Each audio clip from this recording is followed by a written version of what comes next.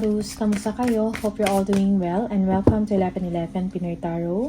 In today's reading, tingnan natin ang inyong love relationship or situationship. Ano yung energy ng person mo towards you or towards the connection. Please subscribe, like, comment, and share. And please tap the bell for updates from this channel. Maraming salamat sa inyo, Taurus. Tingnan natin ano yung energy ng person mo towards you and towards the connection. Energy ng person mo. Destiny, I am struggling to find the right path. Okay, it seems na yung person mo parang hindi niya pa alam, no? Kung ano yung direction niya or kung ano yung path. Okay, siguro meron siyang struggle dito. Parang hindi niya pa alam kung siguro kung magko-commit ba siya sa inyo or mag-stick siya sa relationship. Okay? It seems na this person is ambitious or marami pa siyang gustong gawin. Okay? This person might be confused, no? Sa kanyang nararamdaman towards you, Taurus. Indecisive. I know my inability to make a decision hurts you. So this person is indecisive. No? He or she doesn't know how to decide, no? Para sa sarili niya. And most especially para din sa inyong dalawa or sa inyong connection or sa inyong relationship. Yeah, indecisive siya. It's because, yun nga, unang-una parang hindi niya alam kung anong gusto niya at kung anong direction. Okay? Maybe may obligation or madami din siyang responsibility sa trabaho or alam mo yun? Okay? Maybe he or she is also thinking of changing a job or changing location, no? Holding back. I should have expressed myself better, okay? Maybe this person is not communicating honestly, no? To you. Okay? Parang marami siyang, siguro may mga plans siya, no? May mga gusto siyang gawin, okay? Pero hindi siya nag-open up or hindi siya ganun ka-expressive. Okay? Gossip. I am afraid of what other people will think. Okay. Also, this person is concerned, no? Concerned about people. Parang concerned siya kung anong sasabihin ng tao sa kanya or sa inyong dalawa. Ayaw niyang mahusgahan. Okay? Takot siya sa ganon. Yeah. I think this person is not yet ready to decide for himself or for herself and for both of you. Okay?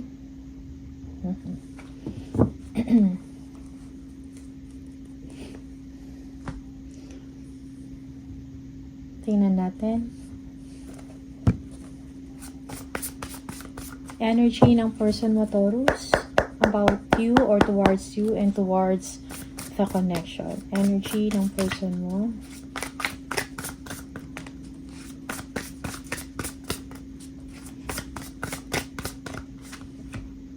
Six of Wands. Your person wants to be successful in life. Okay? Most especially if he or she is involved in creative venture, no? Or maybe this person is artistic. Okay? Yeah, very creative, no? Mahilig sa arts. Yeah, parang gusto niyang makilala. Okay? Ay nakafocus siya sa work niya. So, this person is finding ways, no, kung saan siya dapat or kung anong direksyon at kung ano yung path niya sa buhay. Okay? Merong panghihinayang dito sa part ng person mo. It's because siguro merong guilt feeling sa kanya. Hindi siya nakapag-decide ng maayos para sa inyong dalawa. Kasi siguro, gusto niya siguro ma-establish niya yung sarili niya, okay, bago ikaw or bago ang inyong relationship. Okay, your person is healing. Siguro merong emotional separation dito or your person is not emotionally fulfilled, no? Maybe up to now, he or she is hoping na magkaayos kayo or ikaw pa rin ang pinipili ng puso niya. Okay? He or she is dreaming about you, Taurus. Siguro meron ding pagsisisi dito. Merong pagsisisi. Alam niya na parang dapat naging honest siya sa kanyang nararamdaman at kung ano yung intention niya sa inyo at kung ano yung mga plano niya. Okay, and this person is hoping for the best, no? Na mangyari niya, hoping for the best, no? Para sa inyong dalawa or individually, okay? Yeah, King of Cups. Mahal ka ng tao na to, actually, okay? Pero hindi lang siya vocal or hindi lang siya expressive. This person is also compassionate, no? Parang alam niya kung mayroon kang nararamdaman na hindi maganda or parang nag-iiba ka, okay? Madali siyang makadetect. Mataas din or sharp ang intuition nito. Okay? But this person is also a nurturer, no? Or understanding. But then, hindi lang talaga siya ganun ka-expressive or vocal, no? Or hindi siya mahilig makipag-usap when it comes na sa inyong dalawa or sa inyong relationship. Okay? Yeah, this person is open for possibilities sa buhay niya. Maybe he or she is exploring, no, other opportunities na mas makakabuti para sa kanya. Parang mas unahin niya muna yung mas stabilize yung sarili niya. Okay, bago yung relationship. And this is something na hurtful, okay? Kahit man yung person nyo disappointed din, no? It's like parang wala siyang choice, kundi kailangan niya muna i-improve yung kalagayan niya, ang sitwasyon niya. Most especially sa trabaho niya siguro, okay? Because this person is ambitious, no? Okay. Your person is also heartbroken. Merong separation na nangyari dito. And merong regrets, no? Sa person mo. The Chariot, yes. Parang nagkulang siya sa inyo. Hindi siya ganun ka-driven or hindi siya ganun ka-motivated talaga na ayusin or magkaroon ng couple goals, no? Or achieve yung couple goals ninyo dati. Okay? Yeah, since merong separation dito. But again, this person, no? Driven siya instead sa career niya, sa trabaho niya. Okay? Siguro naging too much busy din yung tao na to, or ang problem din ng person na to is you, Taurus. It's like parang wala ka ding oras sa kanya or driven ka din sa kung ano yung goal mo, no? Sa sarili mo. Okay? That's why nagkaroon ng separation. Maybe both of you are ambitious, no? Meron kayong mga gustong abutin sa buhay, no? Pagdating sa trabaho ninyo, okay? Meron kayong mga goals, mga kanya-kanyang goals. And parang ito yung nag-cause ng inyong separation. Okay? Three of Cups. But at least this person wants to be friends with you. Okay? Kung hindi man kayo babalik as lovers, no? Or as couple, at least this person wants to, you know, just cool lang, no? Be cool with you or just be friends with you. Okay? Yeah, because this person is a loving person, no? Parang siya yung tipo ng tao na parang peaceful or kalmado. Ayaw niya ng gulo, kumbaga. Okay? Four of Wands. Okay. Yeah, yung person na to is an achiever also pagdating sa work, no? Ganado sa trabaho, achiever, okay? Meron din siya mga awards na natatanggap. Magaling siya sa kanyang ginagawa, no? Sa field niya, sa arts, creativity, okay?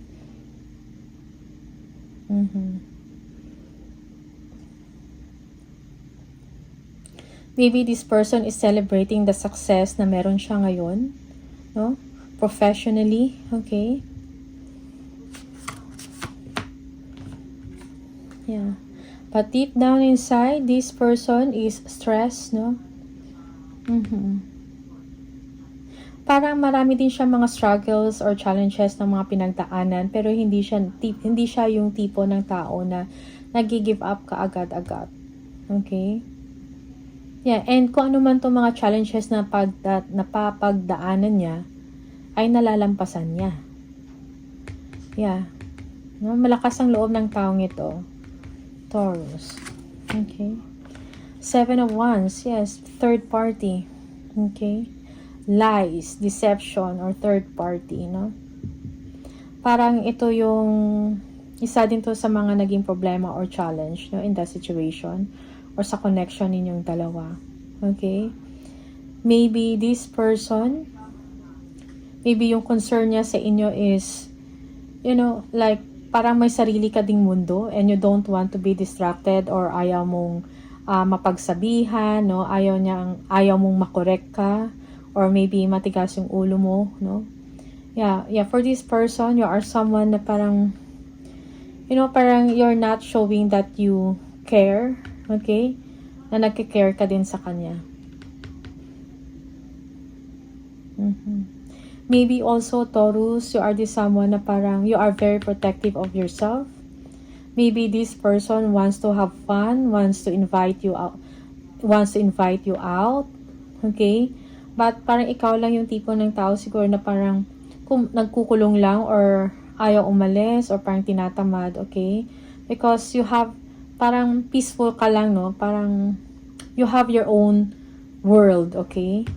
Yeah.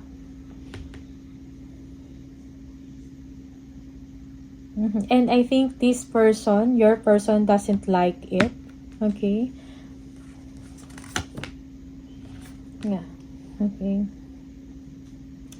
But despite of that, Taurus, this person, parang naiintindihan ka niya. He or she cares for you. Okay? This person wants to be with you or at least parang goods kayong dalawa, no? If kung meron mang separation na nangyari. Mahal ka ng tao na to. Okay? This person wants to reconcile with you. Okay? Kung nagkaroon man ng, kung nagkalabo-labo man kayong dalawa, no? This person wants to reconcile with you. Yeah, maybe this person is trying to connect with you. Baka ikaw lang to yung parang sarado yung utak mo or, you know. And this person knows na mahal mo din siya, na may gusto ka pa rin. Okay? Maybe you, Taurus, it's like gusto mo talaga siguro gumawa ng paraan yung person mo, no? Na parang i-prove niya yung sarili niya, na gusto ka pa rin niya at na gusto niyang bumalik sa inyo. Okay? Kung meron mang separation na nangyari.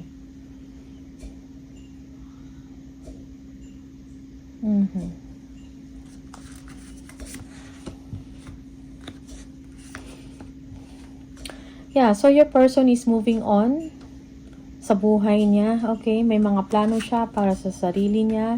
May mga options na available sa kanya. Maybe he or she is open siya makipag-date, no, sa ibang tao. Parang open siya sa possibility na ganyan, okay? May mga choices and options siya. Okay. Yeah, maybe this person is available, like, meron din siyang gustong i-pursue. Okay? Kasi dahil siguro dito, parang you are not bothered eh. Okay, so this person doesn't want to dwell on that. Most especially if you are dealing with a fire sign and emperor, no? They're not a chaser. Okay? They will not chase you. No, a fire sign. Aries, Leo, or Sagittarius. Okay?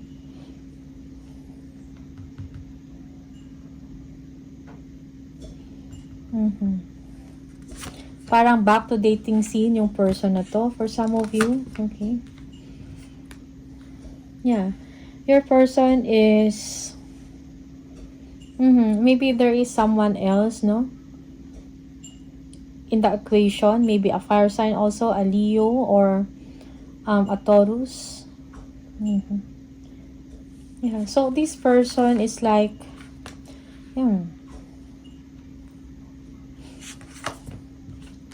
okay, if he or she is dealing with another person like a fire sign or earth sign, okay, parang difficult din lang situation na magkaroon sila ng, you know, ng commitment, something like that. Maybe one of them is not available, okay?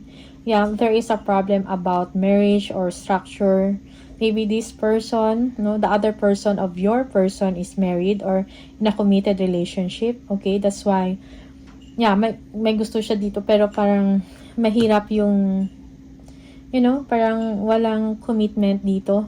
Okay, yeah, maybe this person is looking forward also, no, for the future with this person.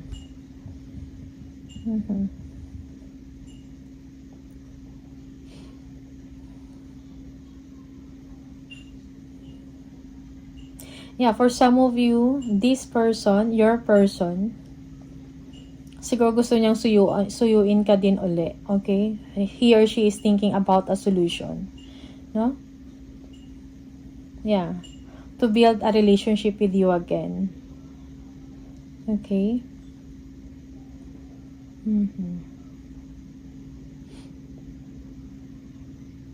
Yeah, this person is hoping na magkaroon ng renewal, no? Yung relationship. Okay? And waiting for you. Kung ano yung response mo. This person is looking forward to be with you. Okay? Most especially if hindi nag-work yung relationship niya with the other person. No? Yeah.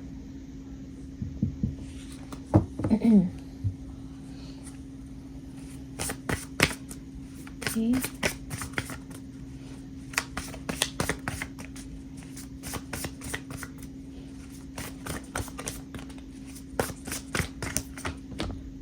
Yeah, renewal.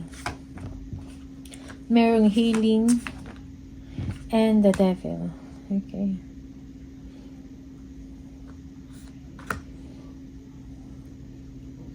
So I think your person, no? Your person doesn't want a toxic relationship or aware siya na involved siya or engaged siya in unhealthy habit, no? Or pattern sa isang relasyon. Okay? And maybe this person is, ending a situation with another person. Na, that's why meron ngayong, parang nag-iisip siya ngayon na, move forward sa buhay niya. Okay? Maybe he or she is ending a third party and will be going towards you.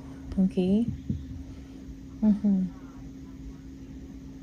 Yeah, and to have, magkaroon ng pagkakabalikan sa inyo. Okay? Yeah, maybe this person is, obsessed siya sa inyo. Okay? Meron siyang obsession because maybe you're not, parang siguro hindi ka namamansin or parang wala ka nang pakialam sa kanya. So, the more that this person is chasing you, no? Obsessed sa'yo. Okay? So, it's like he or she wants a new beginning with you, Taurus. Okay? You might be dealing with a Capricorn, Scorpio, no? Sagittarius for some of you. Okay? Tingnan natin.